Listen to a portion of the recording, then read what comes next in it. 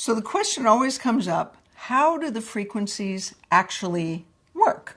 Like, we know that 40 hertz reduces inflammation, and we know that 13 hertz dissolves scar tissue. And we know pretty well that 81 hertz increases secretions. But how do they do that? In point of fact, your cells, every cell in your body, in every tissue, everywhere, every cell in your body has these receptors on the outside of the cell that act like little antennas, right? And those antennas are connected on the inside to the genes. Well, they're actually connected to kinases, but that's another thing, that are connected to the genes that make the cell do whatever it does. So in your liver, those cells produce enzymes. And in your pancreas, they produce insulin and they produce enzymes. And in your brain, they transmit messages from one cell body to another. But they all work roughly the same way. There's an antenna, a bunch of, like hundreds of antennas on the outside of the cell. They're receptors. The receptors are connected to the genes inside the cell. Those genes create the substances that the cell creates. So the receptor changes genetic expression. So the gene is sitting there not doing much. I'm just sitting there being a gene, just not much to do here today. And then if you're a liver cell, for example, the gene's just sitting there, doesn't do much.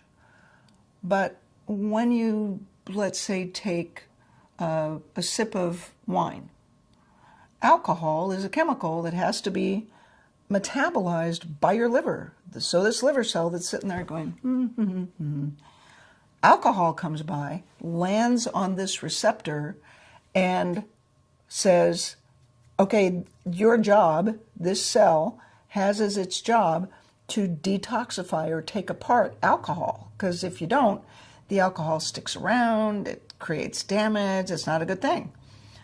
So the alcohol lands on the receptor, that goes in, it changes the internal machinery of the cell, it wakes up the part of the gene that says, whoa, I have to create an enzyme that will detoxify alcohol, right?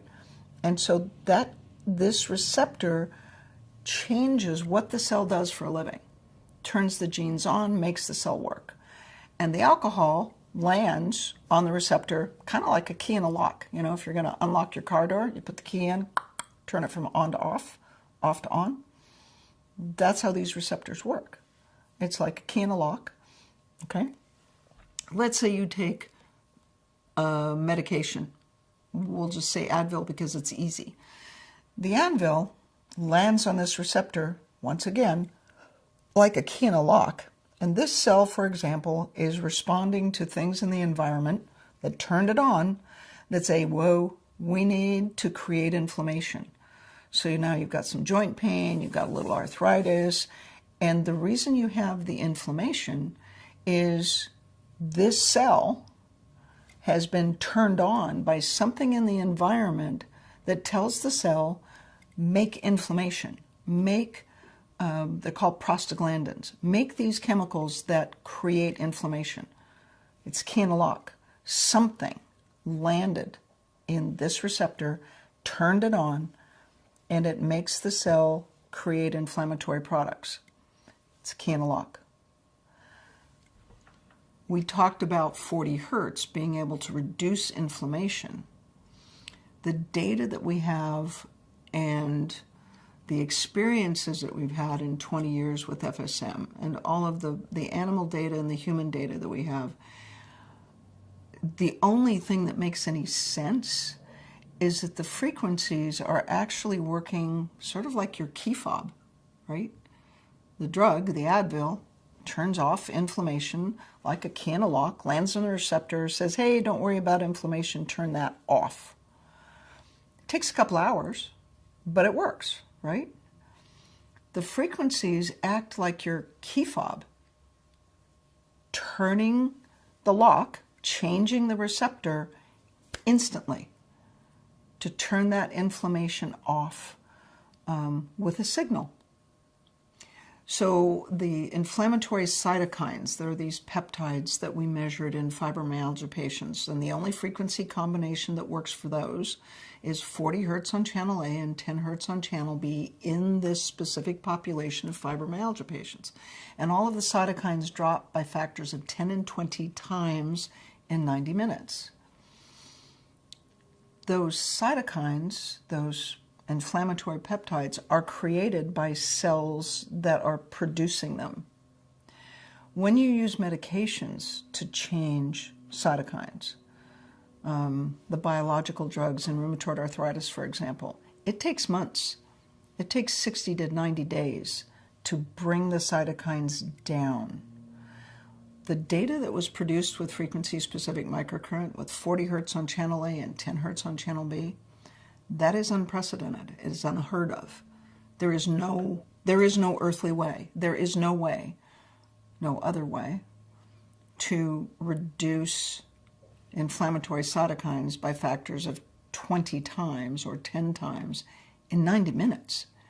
The only thing that makes any sense is that signal, 40 hertz on A and 10 hertz on B, that signal changes the receptor, and that receptor changes what the cell does for a living. Turns off the cytokines. And we think that the other frequencies work roughly the same way, that the frequencies to dissolve scar tissue work to vibrate with the crosslinks that tell the cells to stick together, that tell the cells to be shortened and tight. And when you zap the key fob, when you send the signal, it vibrates with those receptors and change the signaling, and that changes the state of the tissue. It makes scar tissue go from rock hard to just smushy. So that's the model we have. The good news is that it is testable. We can actually test the genes. If I can get the right patient in the right place at the right time with the right lab to do the blood work, we can verify this. But in the meantime, it's a model that makes sense and gives us a pretty good idea of how the frequencies are probably working.